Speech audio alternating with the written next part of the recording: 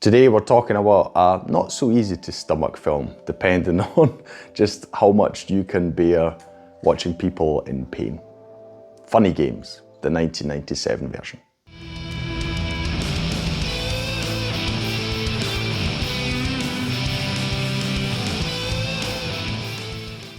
Hi, my name's Stu and welcome to another review video on Flying Wiener. Now this film wasn't even on my radar. I think I probably read or heard about it at some point years and years ago. It popped up now because I was watching a video on sort of uncomfortable films.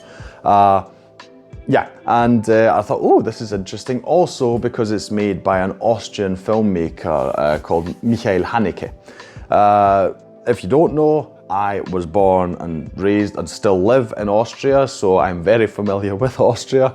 And it's always great to see a film from Austria pop up on people's radar who live on the other side of the world. And also, in case you're like, who, Michael Haneke? No, it's called Michael Haneke, isn't it? No, if you're interested in the actual, at least Austrian pronunciation of these names, I will now do you that pleasure.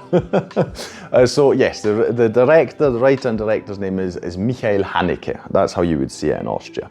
So it's an Austrian film. Interestingly, he actually intended this as a film shot in America because this is a scenario he pictured would take place in America. But due to budget constraints, he filmed it in Austria with generally German, but also an Austrian actor.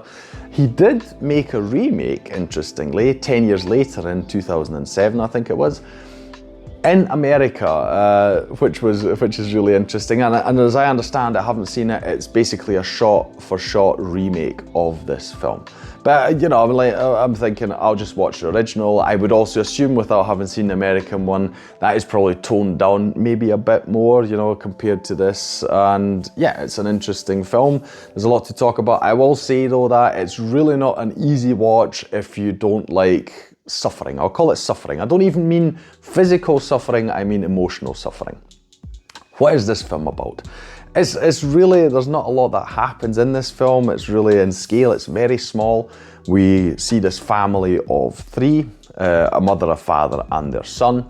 They're driving out to their weekend home, I'll call it.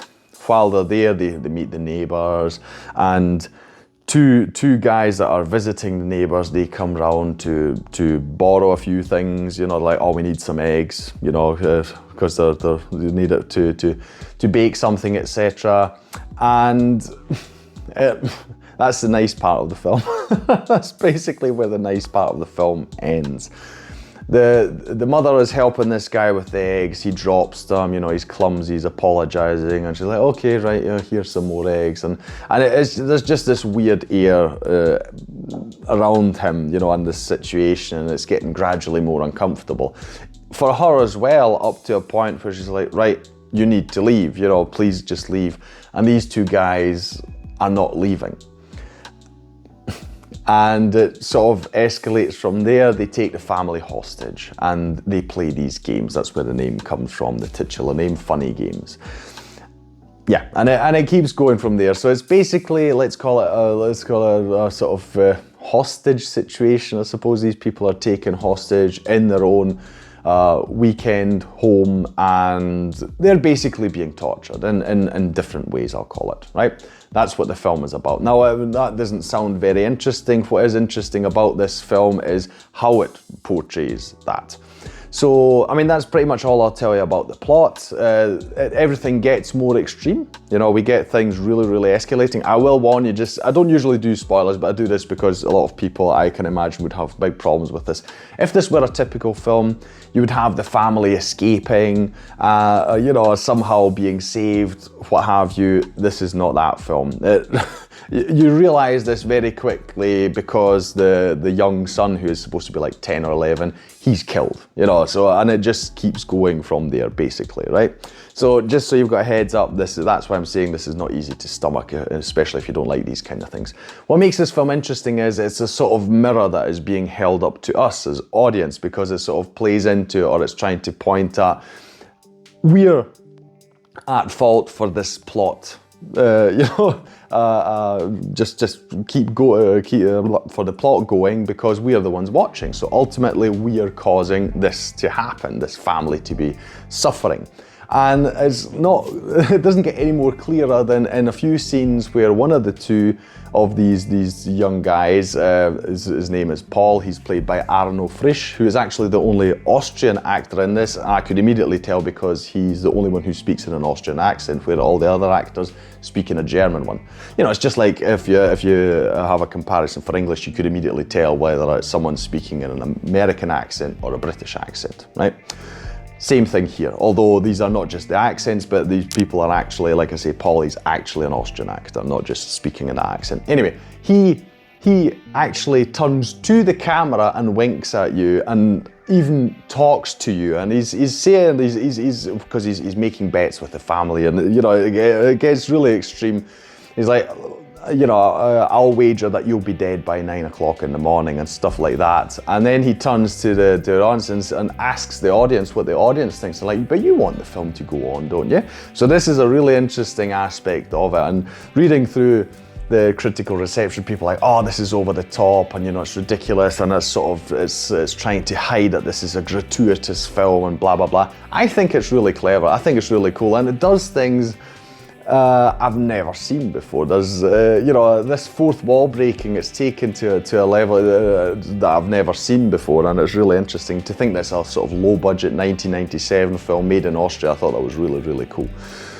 But yeah, you're feeling real uncomfortable throughout the film. It's not just because you're watching this family go through all this pain and suffering, but it's because of these two other guys. They're just so nonchalant about it. They're talking amongst themselves. So Paul's the one, the other one is his name's Peter. He's played by Frank Gehring.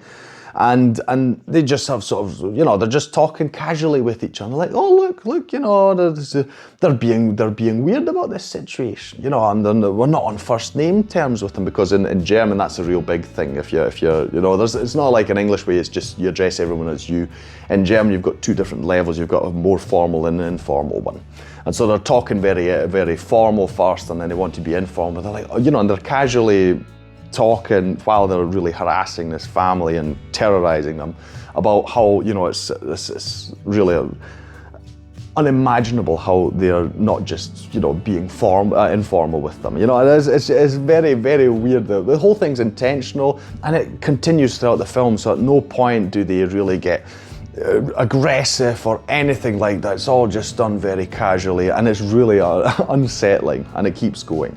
So yeah, it's not an easy watch. I won't tell you how it ends, but as you can see, it doesn't start well, so if you're expecting it to get better as you go along, yeah, anyway, you'll have to watch it to find out.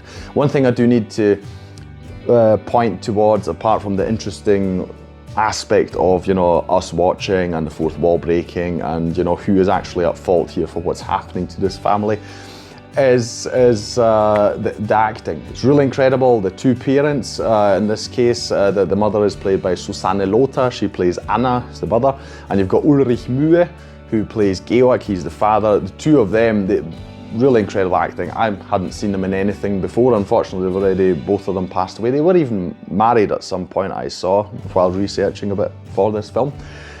Incredible acting. You've got scenes where it's just the two of them and they're sort of going through their grief, and at no point was I taken out, despite the fourth wall breaking, at no point was I taken out of the film just as far as those two are related. They make this absolutely believable. That even in part the physical pain they're in, really great, but it's more the emotional stuff, really incredible stuff. Yeah, so that's all I'll tell you about it. If you can stomach something that's really upsetting, I would say give it a go. It's definitely a very unique film. If you can speak German, it's even better because you can even understand all the original words, but even if you can't, watch it with subtitles, you know, so you get the original acting, because I feel it's really important, both the casualness of the two guys, but also, like I said, the intensity of the two parents and what they are going through. Very worthwhile. Yeah, that will be all from me today. If you enjoyed this video, please like, share and subscribe. It is the best way to support this channel. Leave a comment down below about anything you want to say about funny games. There is a lot one can say. If you've seen the remake, the American one, tell me, how does it compare? I mean, it's a shot-for-shot one, but is it better? Is it worse because of that? Because certain things aren't the same? Did they actually reduce the intensity and violence and suffering, etc.? Do let me know in the comments down below. I'll thank you for watching this video, and I'll see you in the next one on Flying Wiener. Take care. Bye.